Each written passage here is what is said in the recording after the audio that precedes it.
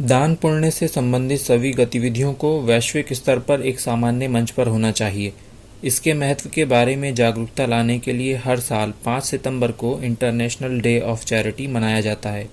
इस अवसर पर दान देने के महत्व के बारे में इस्लाम धर्म की कुछ शिक्षाएं आपकी जानकारी के लिए सेवा में प्रस्तुत हैं।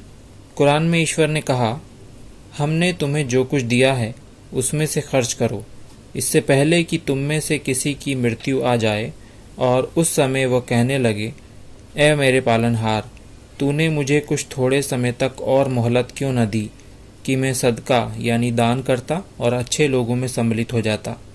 इस मंत्र यानी आयत से जो बातें हमें पता चलती हैं उनमें से विषय से संबंधित एक बात यह है कि सदका या दान का महत्व इतना अधिक है कि मरने के पश्चात इंसान जिन बातों की तमन्ना करता है उनमें से एक बात यह है कि काश उसे जीने का थोड़ा अवसर और मिल जाता जिसमें वो कुछ दान कर देता, जिससे मरने के बाद के जीवन में अच्छे लोगों की सूची में उसका भी नाम आ जाता।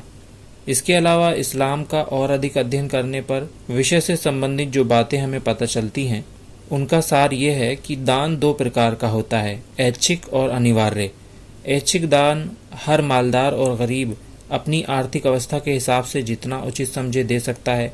दूसरी ओर अनिवार्य दान एक निश्चित मात्रा में, जिसे ज़कात कहते हैं, उन लोगों से लिया जाता है जिन्हें इस्लाम की निर्धारित की हुई गरीबी रेखा से ऊपर हुए 1 साल बीत चुका हो, या यूं कहिए कि जिन्हें मालदार हुए 1 साल से अधिक हो गया हो।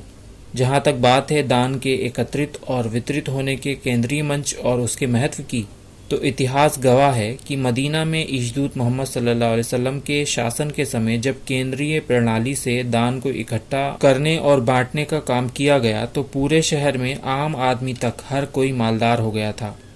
तो ये थी दान के संबंध में इस्लाम की कुछ ऐतिहासिक और तथ्यात्मक बातें। जल्द मिलते हैं कुछ और विषयों पर इस्लाम धर्म के मार्गदर्शन से संबंधित जानकारी के साथ। अभी दें अनुमति। धन्यवाद।